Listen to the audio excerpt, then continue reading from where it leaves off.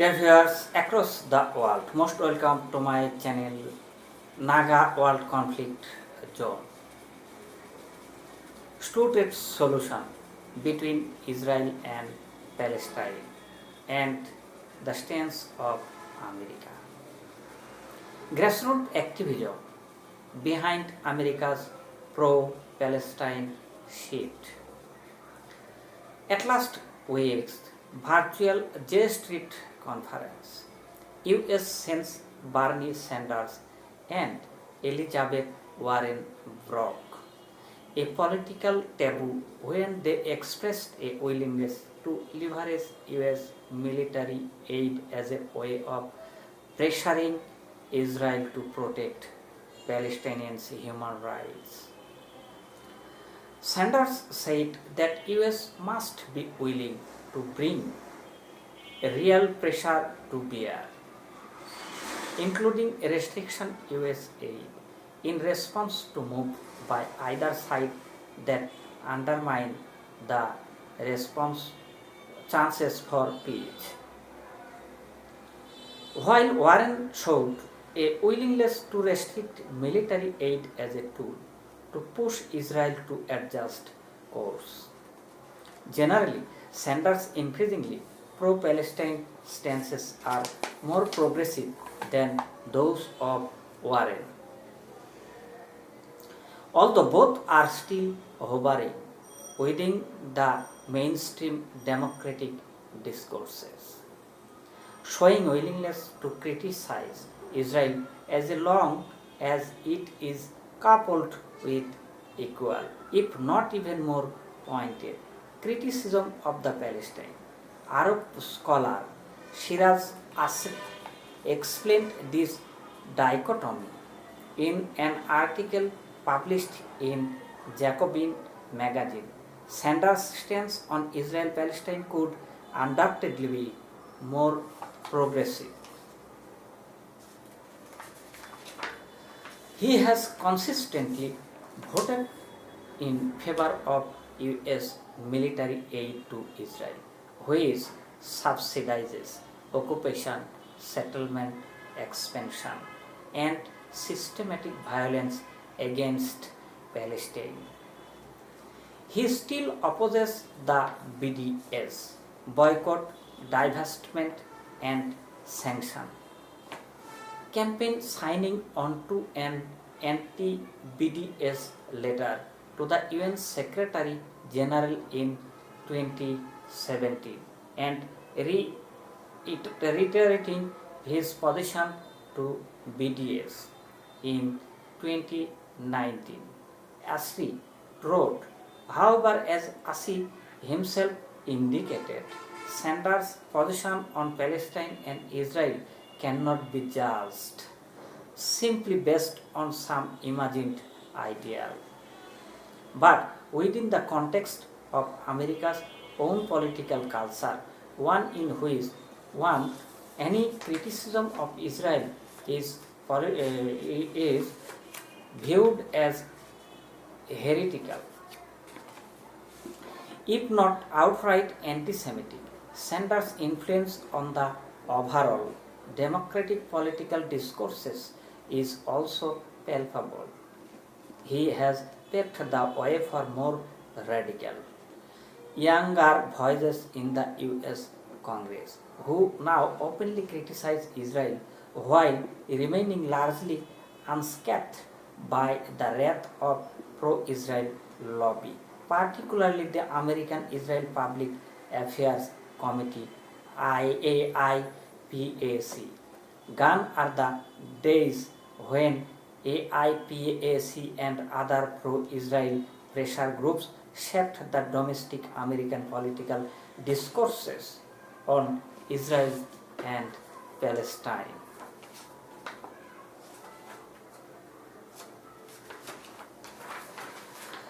Nothing indicates that the tide has completely turned against Israel, as this is nowhere close yet. However, a decisive US public opinion shift must also not be ignored. It is this popular shift that is empowering voices within the Democratic Party to speak out more freely, without jeopardizing their political careers, as was often the case in the past. In order to decipher the roots of the growing anti-Israel occupations, pro-Israel sentiment among Democrats, these numbers could be helpful. While Sanders, Warren, and other Democrats officials who are willing to criticize Israel's state vehemently reject BDS. The grassroots domestic party membership does not hold the same view. An early 2020 Brookings Institute poll found that among Democrats who had heard about BDS, a plurality, 48% said they supported the movement, while only 15% said they opposed it. This indicates that grassroots activism, which directly engages with ordinary Americans, is largely shaping the public's view on the movement to boycott Israel. Ordinary Democrats are leading the way, with their representatives merely trying to catch up.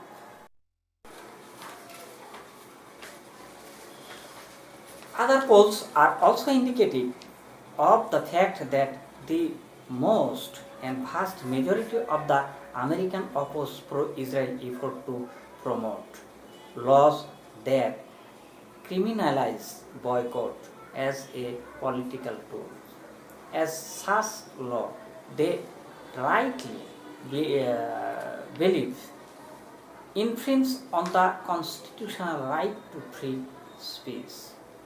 Expectedly, 80% of Democrats lead the way in opposing such measure, followed by 76% of independent and 62% of Republicans. Such news must be disturbing for Tel Aviv, as it has heavily invested through AIPAC and other pro-Israel groups in branding BDS or any other movement that criticizes Israel's military occupation and systemic apartheid in Palestine as anti-Semitic. Israelis find this new phenomenon quite confounding. Prime Minister Benjamin Netanyahu has been repeatedly criticized, even by mainstream Israeli official and media pundit, for turning the democratic against Israel by unabashedly siding with former President Donald Trump and his Republican Party over their domestic rival. Hence, Netanyahu has turned the support of Israel from a bipartisan issue into a Republican only the cause. A February 2020 Gallup poll perfectly reflected that reality, as it found that a majority of the Democratic 70% around support the establishment of a Palestine state in comparison with 44% of Republicans. The rooted support for Israel among establishment Democrats is too deep and well-founded to be erased in a few years. But the pro-Palestine anti-Israel occupation trend continues unabated. The last year has been particularly difficult for the Israeli lobby, which is unaccustomed to electoral disappointment such as Trump's loss to Democrat Joe Biden. Last June, for example, the lobby painted itself into a corner when it rallied behind one of its most faithful supporters, a Republican Elliot Angel of New York, depicting his Democratic primary opponent, Jamal Bauman, as anti-Israeli. Bauman is hardly anti-Israel, even though his position is moderate in the comparison to the extremist, one-sided views of the angel. In fact, Baumann made it clear that he continues to support US aid to Israel and openly opposes BDS. However, unlike Angel, Baumann was not a candidate whose love for Israel is blind, unconditional, and everlasting.